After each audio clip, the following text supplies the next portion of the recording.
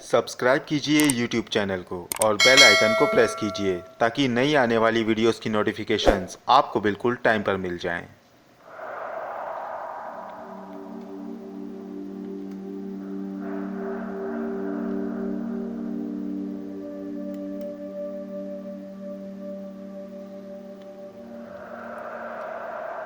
Train में बैठे हुए अनवर अली उमर जहां की ही खैरियत के बारे में सोच रहे थे कि तभी ट्रेन का इंजन बंद हुआ और ट्रेन एक बियाबान इलाके में रुक गई। ट्रेन के रुकते ही जो लोग सोए थे उनकी भी आंखें खुल गईं। सभी कहने लगे कि क्या हुआ, क्यों रुकी है ये ट्रेन। तभी अंदर बैठे एक बुजुर्ग ने कहा, कोई भी अपनी खिड़कियां और दरवाजे मत खोलना, यहाँ कोई स्टेशन नहीं है, हो ना हो ये दंगाइयों की ही चाल है। उसके इतना कहने पर ही डिब्बे में बैठे सभी लोगों के चेहरे खौफ से सुर्ख पड़ गए और फिर अचानक तेज चीख पुकार सुनाई पड़ने लगी। ये चीखें औरतों और बच्चे और बूढ़े जवानों की थी। बाहर से एक आवाज आई, काट दो सभी को और जिंदा जला दो इस ट्रेन में सभी लोगों को। इन बातों से साफ जाहिर था कि ट्रेन में बैठे सभी लोग बड़ी मुसीबत का शिकार हो चुके थे। सभी खौफ के मारे ऊपर वाले से दुआ करने लगे कि तभी बाहर से जोर जोर से दरवाज़ा पीटने की आवाज़ आने लगी। किसी ने भी दरवाज़ा नहीं खोला, मगर ट्रेन में बैठे एक शख्स ने, जो उन दंगाइयों का साथी था, उसने लपक कर ट्रेन का दरवाज़ा खोल दिया। दरवाज़ा खुलते ही तलवार और बंदूक लिए हुए लोग डिब्बे में दाखिल हुए और अंदर आते हुए ही उन्होंने कत्ले आम मचा दी। डिब्बे में चारों ओर लोगों की दर्दनाक चीखें गूंजने लगी। लोग अपनी अपनी जान बचाकर भागने लगे। अनवर अली भी अपने परिवार वालों को लेकर ट्रेन से नीचे उतरने लगे। नीचे उतरने में उन्हें काफ़ी मशक्क़त करनी पड़ी, मगर किसी तरह वो सही सलामत ट्रेन से बाहर आ गए। मगर बाहर भी उन्हें काफ़ी मशक्क़त करनी पड़ी। वहाँ लोग उनका इंतज़ार कर रहे थे। कुछ दंगा करने वाले जो बाहर खड़े थे, उन्होंने बाहर भागने वाले लोगों पर हमला कर दिया।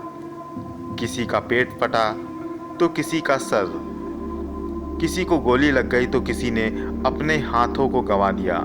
कोई अपने बच्चे की लाश को लिए रो रहा था। चारों ओर कत्ले आम मचा था। लोग अपनी अपनी जान बचाकर भाग रहे थे।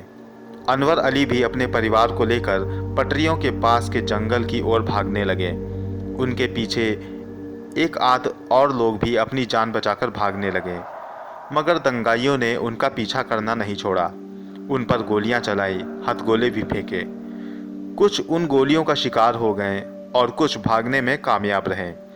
अनवर अली भी उनमें से थे जो भागते हुए बियाबान जंगलों में चलते चले गए। उनके साथ एक बुजुर्ग जोड़ा और एक नौजवान लड़का भी अपनी माँ के साथ था। वो सब भागते हुए जंगल के अंदर एक खंडहर नुमा मकान में पहुंच गए। वो मकान किसी ज़माने में अंग्रेज अफसरों का ऑफिस हुआ करता था, मगर अब वो काफ़ी दिनों से खाली पड़ा था। दंगाइयों से बचने के लिए अनवर अली अपने परिवार को लेकर उसी खंडहर में चले गए। उनके पीछे वो बुजुर्ग जोड़ा और नौजवान लड़का भी अपनी माँ के साथ अंदर आ गया। अंदर जाकर उन्होंने दरवाज़ा खोला और घर के एक कोने में सभी ने अपना डेरा डाला। उस मकान में लोगों की चीख और पुकारों की आवाज़ अभी भी आ रही थी। अनवर अली ने मकान की खिड़की से झांक कर देखा तो एक ओर से काला धुआं उठता हुआ पाया। ये धुआं उसी ट्रेन का था जिसमें आग लगा दी गई थी। इस दंगे से खौफजदा होकर सभी चुपचाप एक जगह पर बैठे थे। फिर धीरे धीरे लोगों की चीखें आनी बंद हो गईं और वहाँ की वादियों में एक खौफनाक सन्नाटा छा गया। सभी एक दूसरे को खौफ की नज़र से देख रहे थे। तभी अनवर अली ने बुजुर्ग जोड़े से कहा, आप कौन हैं और कहाँ के रहने वाले हैं? उनके पूछने पर बुजुर्ग ने कहा, मेरा नाम दिलावर खान है और ये मेरी बीवी रुखसार है। हम लोग लाहौर से हिंदुस्तान की ओर जा रहे थे, लेकिन स्टेशन पहुँचने से पहले मेरे बेटे को दंगाइयों ने कत्ल कर डाला। हम लोग अपनी छोटी सी पोती को लेकर ट्रेन में बैठे थे, मगर ट्रेन रुकने के बाद एक जालिम ने मेरी पोती के सीने में भी उतार दिया। ना कहकर वो बुजुर्ग और उसकी बीवी दोनों रोने लगे। दोनों की आंखों से आंसू बह निकले। अनवर अली ने कहा, बहुत बुरा हुआ आपके साथ। फिर उन्होंने नौजवान की ओर देखते हुए कहा, बेटा तुम कौन हो और कहाँ से हो? इस पर उसने अपना परिचय देते हुए कहा, बाबा मेरा नाम दया प्रसाद है। मैं भी लाहौर का रहने वाला हूँ और हिंदुस्तान की ओर जा रहा था। हिंदुस्तान जाने के लिए हम ट्रेन में बैठे थे, मगर दंगाइयों ने मेरे पिता को कत्ल कर डाला। इतना कहकर वो नौजवान फूट फूट कर रोने लगा। अनवर अली ने कहा, देखो तुम लोगों के साथ वाकई बहुत बुरा हुआ है, मगर अब किया भी क्या जा सकता है। अब जो ज़रूरी है वो ये है कि हमें अपनी जान बचाने के लिए कुछ ना कुछ सोचना चाहिए। आखिर हम कब तक इस खंडहर में छुपे रहेंगे। इस पर बुजुर्ग दिलावर खान ने कहा, आप सही कहते हैं, मगर अभी हम बाहर नहीं जा सकते, क्योंकि जंगल से बाहर की ओर लोग घात लगाए हुए बैठे होंगे। हमें कोई और रास्ता खोजना होगा। अनवर अली ने रजिया की ओर देखते हुए कहा, खाने के लिए कुछ है? इस पर रजिया ने हाँ में सिर हिलाया तो अनवर अली ने सबको खाना खिलाने को कहा। सभी बैठकर जो कुछ लाए थे वो आपस में बांटकर खाने लगे।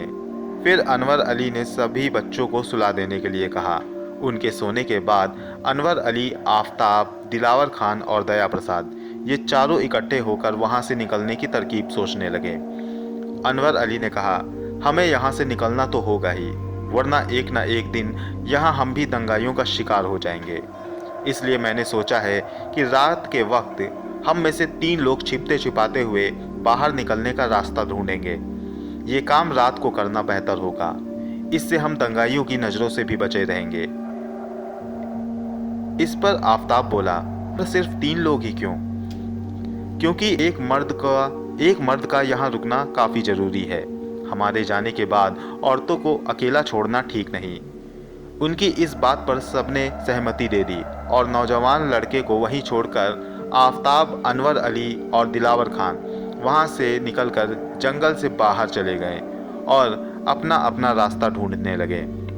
उन लोगों ने 3 अलग अलग दिशाएं बांटी और सभी अपनी दिशाओं की ओर चल पड़े। बियाबान जंगल में रात के वक्त पक्षियों और जानवरों की खौफनाक आवाज़ों से उन लोगों का दिल दहल रहा था। इधर पुराने खंडहरनुमा मकान में रजिया और रुखसार की आंखों से नींद गायब थी। रजिया की बहू शक्रुनिसा भी उनके साथ जग रही थी। दूसरी ओर नौजवान लड़का खिड़की से बाहर झांक रहा था और उसकी माँ अपने पति के गम में आंसू बहाए जा रही थी। तभी एक आहट ने सभी के होश उड़ा दिए। एक धमकी सी आवाज़ आई। ऐसा लगा कि जैसे कि कोई बहुत भारी इंसान जमीन पर कूदा हो। कूदने की आवाज़ उस जगह पर तेजी से गूंजी, क्योंकि वो जगह काफ़ी बड़ी और खाली थी। इस वजह से वहाँ भी जरा सी आवाज़ तेज गूंजती थी। ये आवाज़ सुनकर नौजवान ने अपने हाथ में एक डंडा ले लिया और सभी को चुप रहने का इशारा किया। सभी दम साध कर चुपचाप बैठे रहे। वहाँ एक पुरस्कार खामोशी छाई रही। फिर अगले ही पर सूखे पत्तों पर किसी के चलने की आवाज़ आने लगी। कोई बड़ी आहिस्ता से अपने कदम उन पत्तों पर रख रहा था। दया प्रसाद लपक कर दूसरी खिड़की की ओर बढ़ा। उसने आहिस्ता से झांक कर बाहर देखा तो उसे कोई दिखाई नहीं दिया, मगर चलने की आवाज़ लगातार आ रही थी। उन लोगों की कुछ समझ न आ रहा था। कुछ देर बाद चलने की आवाज़ बंद हो गई। फिर थोड़ी देर पुरस्कार खामोशी छाई रही और फिर बाहर लगे हुए एक बड़े से बरगद के पेड़ की डाल जोरों से हिलने लगी। खौफनाक बात यह थी कि उस वक्त फिजाओं में हवा बिल्कुल भी नहीं चल रही थी, मगर पेड़ की डाल पुरस्कार ढंग से हिल रही थी। ये सब देखकर रजिया ने कहा, मुझे लगता है कि यहाँ कोई भूत और चुड़ैल है, क्योंकि ये मकान काफ़ी दिनों से सूना पड़ा था। ज़रूर यहाँ भूतों और चुड़ैलों का बसेरा होगा। इतना कहकर वो हाथ उठाकर ऊपर वाले से दुआ करने लगी। उसके दुआ करते ही पेड़ की डाल भी हिलना बंद हो गई और फिर एकदम से किसी के पानी में कूदने जैसी आवाज़ आई। दया प्रसाद आवाज़ की ओर लपका और खिड़की से बाहर झांक कर देखने लगा, मगर उसे वहाँ कुछ नहीं दिखाई दिया। अब इन सब बातों से सभी के दिलों में खौफ घर कर गया था। उन्हें यकीन हो गया कि वो जगह आसेबी है, मगर अब वो वहाँ से कहीं और भाग भी नहीं सकते थे। अभी वो इन सब चीज़ों से उबर भी नहीं पाए थे कि तभी उन्हें किसी औरत के आहिस्ता से हंसने की आवाज़ सुनाई दी। आवाज़ कुछ यूं थी कि जैसे कोई किसी खाली कमरे में हंस रहा हो। काफ़ी देर तक वो हंसने की आवाज़ आती रही, फिर वो आवाज़ भी शांत हो गई। इन सब घटनाओं से दया प्रसाद काफ़ी डर चुका था। वो चुपचाप एक जगह बैठकर भगवान से दुआ करने लगा। इधर दिलावर खान, अनवर अली और आफताब अपने अपने काम में लगे थे। दिलावर खान जंगल के आखिरी छोर तक पहुंच गए, मगर उन्होंने वहां घात लगाए हुए कुछ दंगाइयों को देख लिया। लिए दबे पांव वापस अपनी जगह पर आ गए। अनवर अली का इंतजार करने लगे। कुछ देर बाद अनवर अली और आफताब भी वहां पहुंच गए। दिलावर खान और आफताब ने बताया कि उन्होंने चारों ओर दंगाइयों को घात लगाए हुए देखा है, जो अभी भी वहां बैठे हुए हैं। फिर अनवर अली ने कहा, मैं तो आखिरी छोर तक पहुंच ही नहीं पाया। हम कल दूसरी ओर जांच करेंगे, फिर देखेंगे कि वहां का रास्ता कैसा है। अभी कुछ देर में सुबह हो जाएगी। हमें जल्दी जल्दी से सबके पास पहुंचना होगा।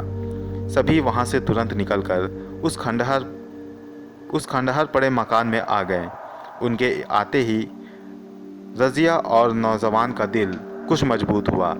नौजवान और रज़िया ने अनवर अली को वहां बीतने वाली सभी घटनाओं से अवगत किया, तो अनवर अली थोड़ा और परेशान हो गए। और दंगा करने वाले और दूसरी ओर भूत